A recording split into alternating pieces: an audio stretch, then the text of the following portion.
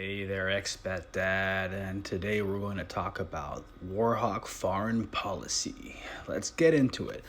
So, Warhawk foreign policy, we're going to talk about what it is, where it came from, why it's affected who we are today, and why President Trump is a fan of it. Ironically, right? So, Warhawk foreign policy is an aggressive, more of a preventive war type of foreign policy that encourages actively seeking out military entanglements early on before it becomes an even bigger problem. So another way to look at it is like if you go to the doctor and he says you have a tumor in your body that's growing, right? Now it could be benign. Well, I say it's growing, but it could be benign. It could not be. What do? Foreign policy or Warhawk foreign policy is about finding that tumor and removing it as soon as possible before it becomes an even bigger threat. Now, sometimes the argument from the critics is that, well, it could be benign, it could be nothing. Maybe we're just seeing things. It could not be a tumor. That's not what we're going to go into today. We're going to go into Warhawk foreign policy and how it actually has created the United States that we know today and why it has created it. So we're going to go a little bit into the history, and then we're going to go into what's happening with Trump. So it started out in 1812, or not 1812, before 1812, before the War of 1812 with the British. So the British were, as they were saying, they were recapturing their sailors who would escape to the United States because Britain was in a war with France and they needed sailors, and they were using their excuse of, well, a lot of the sailors escaped and they were taking our sailors. They were violating our sovereignty. So the United States had a decision to make. Would they get entangled with the British Empire at the time to let them know that our sovereignty mattered? Or would we just accept certain realities and just do nothing? Take a more diplomatic approach. Well, we chose the former. We went to war with Britain. And ultimately, we lost a lot of lives. That has to be acknowledged. But we didn't gain any new territory. What we did gain was a new context. Ever since that war ended, Britain has not threatened the United States militarily again to the same extent. There was an inherent understanding that American sovereignty was not to be touched from the British standpoint. And that led to situations in history. I won't go into them because they're not really with what this topic is today, but I do want to add that ever since then, the United States has continued to be aggressive in its expansionist approach. Some of the idea was very much to remove foreign threats, but also to expand. And we need to look at it from where we started, right? When the United States was first created, we were surrounded by foreign empires. We had the British to the north, the French to the west, and the Spanish to the south. And we needed to make sure that they would not pose a threat to us, so we removed them. We did a very good job of that.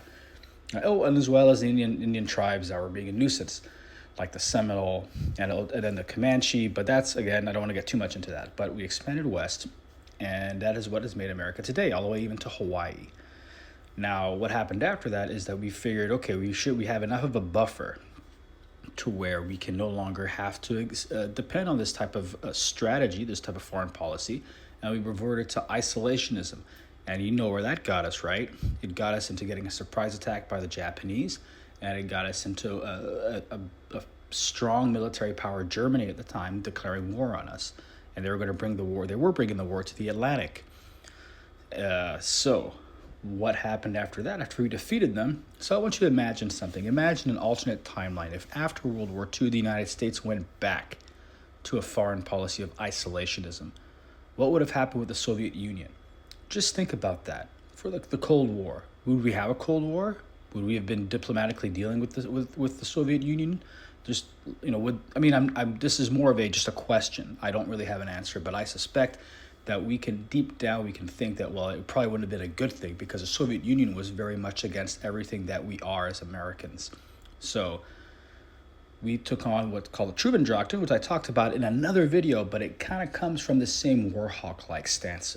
So we've had that. Now today, right? Today, let's talk about Trump today, because Trump even said no new wars, right? He said no forever wars. He said no new forever wars. And what happened? Well, here we are with Iran. What's going on? Iran and Venezuela, and then Iran.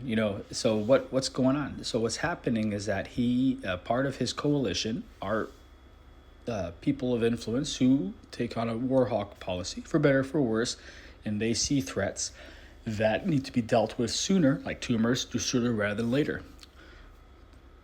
Amongst other things, there's also something else going on with China, but I argue that's still part of the Warhawk policy. So what's going on with Iran was that Iran was developing a weapon that would have made them more or less untouchable, or at least more or less of a danger to the United States. And this has been something that we've been thinking about for decades. This isn't new. Trump is just finally acting on it on a decisive level to get the solution solved from a decisive level. And it's tough. Here we are, right? For better or for worse. And I don't know if you remember this, but when the first few days of this escalation, the response from Iran was to hit all these civilian targets in other countries. And Marco Rubio's response to that was like, see, look what Iran's response was to what we did. Imagine if we had let them gain even more strength. Imagine what they would have done more. They even talk about, and it's true, they talk about attacking Britain.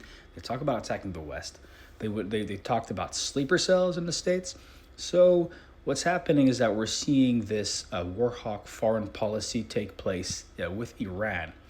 And I'll let you decide whether it's been good or bad for the United States. And I know a lot of you are probably thinking, well, it didn't work in Iraq, it didn't work in Afghanistan. And to that I say you're wrong. It did work in Iraq, and it did work in Afghanistan. And the problem is that it worked so well that we went ahead and said, hey, you know what, let's just try to bring them into our fold.